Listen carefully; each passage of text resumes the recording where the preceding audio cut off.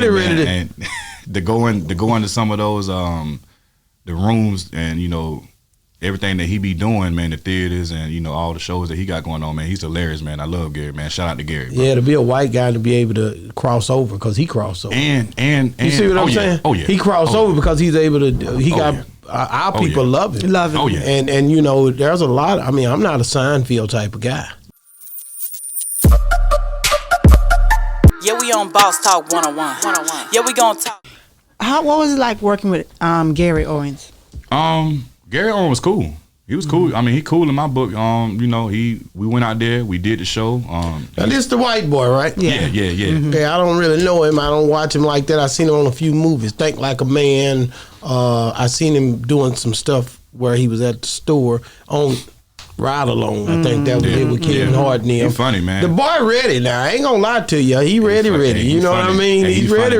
And to go into some of those the rooms and everything that he be doing, man, the theaters and all the shows that he got going on, man. He's hilarious, man. I love Gary, man. Shout out to Gary, bro. Yeah, to be a white guy to be able to cross over because he crossed over. And you see what I'm saying? Oh yeah. He crossed over because he's able to. He got our people love it. Love it. Oh yeah. And there's a lot. I mean, I'm not a Seinfeld type of guy, but he has a way of coming across to where I like to hear him do his thing for him. And I think that's hard. And the thing about him, you can tell like he's not. That's not persona that he's trying to put on. That's him. Like he keep it. He keep it Gary Owen, but he keep it black. You know what I'm saying? You know what I'm saying? So it's just cool, man. He's very humble. He wasn't stuck up. He wasn't like, okay, man, okay, yeah, you on the show, good job. Like he talked, we took pictures. He gave me, some advice. Real cool dude, man. Everybody who I have met, they ain't really. Rubbed me off the wrong way. So you haven't got, because I've heard stories from other comedians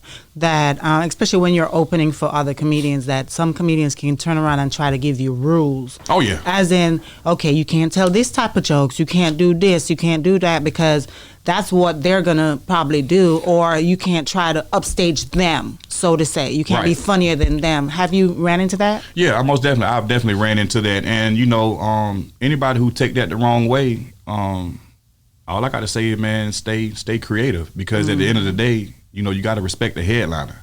If he's talking about something and he don't want you to talk about it, you got to respect that.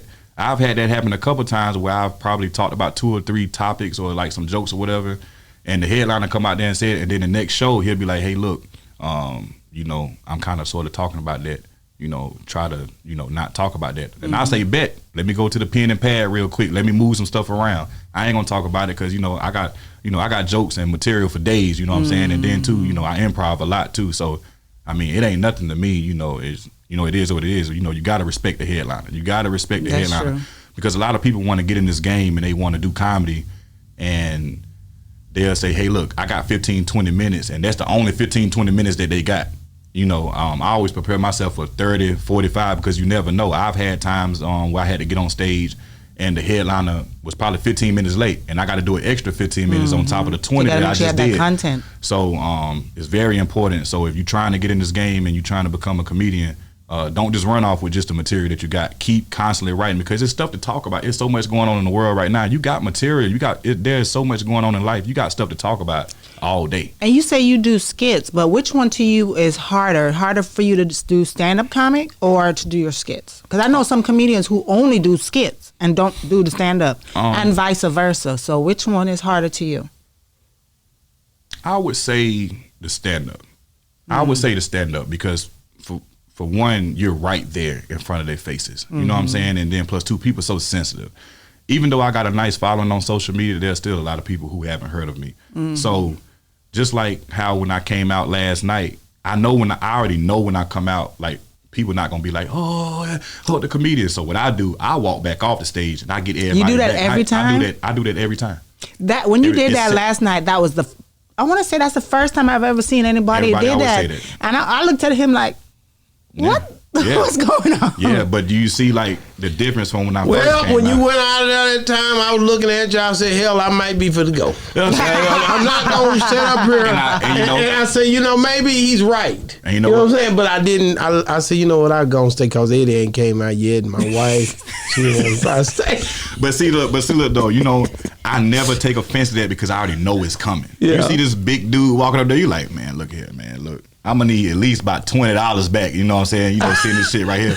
But I know that people are going to think that. And I want you to think that because that's a blessing to me because now when I open my mouth, you're going to be like, oh, okay, all right, because I ain't starting off with, hey, how you doing? Oh, their birthdays and all that stuff. Man, I don't care nothing about none of that. Hey, look here, let me go, jump straight into it. So, you know what I'm saying? I like that. I like that, man. South Carolina, man. Shout out to my boy Dunk Master down there, man. That's my guy right there, old Sage Thomas, man. And man, you look. Hey, man, I'm proud to have you on Boss Talk 101, and just the fact of you being on that stage and being able to keep the audience entertained and keeping them where they need to be for Eddie to come out, and just you two. Like I said, I was glad it was just two. Right. Now I was surprised but happy as hell. Right. I don't want to see nothing else. Right. Yeah, because we were looking at each other like, okay, is another coming out? The nigga in the white suit, is he gonna get up there? No, he just holding the light for Eddie. That's his brother. To signal him. Okay, I'm happy. Right. Because I knew that I get right to what I'm coming to see and deal with. You know how men are. Right. So, when it's 5 of them, nigga, I'll be like, damn, when I get to him, I might be asleep because I'm old.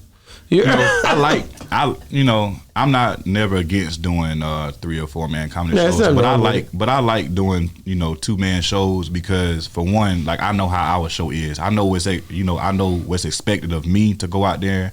But I care more about, I don't care about the money. I don't care about all the extra stuff. I want people to enjoy the show. I know that people aren't there to see me. I have people that come there that follow me on social media and they be like, oh yeah, we follow you. But I know who y'all really here to see. You know what I'm saying? But before we get to him, you got me. And I'm going to make sure that you get, you did your money's worth, man. You did a damn good job, man. I ain't going to lie. I had a good time.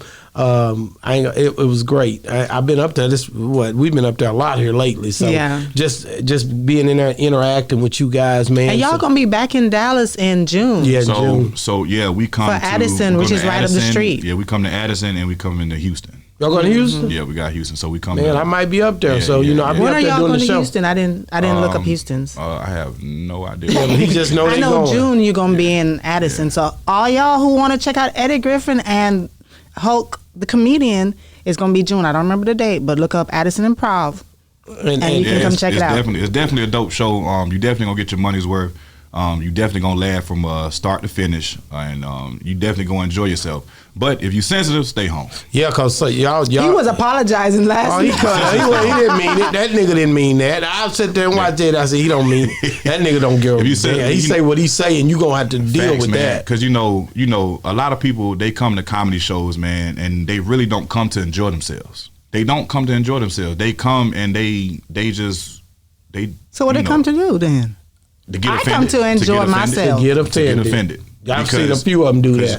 Because, matter of fact, if you look around the room sometimes and people say certain things, that one little thing will have them messed up the whole show. But it be the truth. People don't want to hear the truth.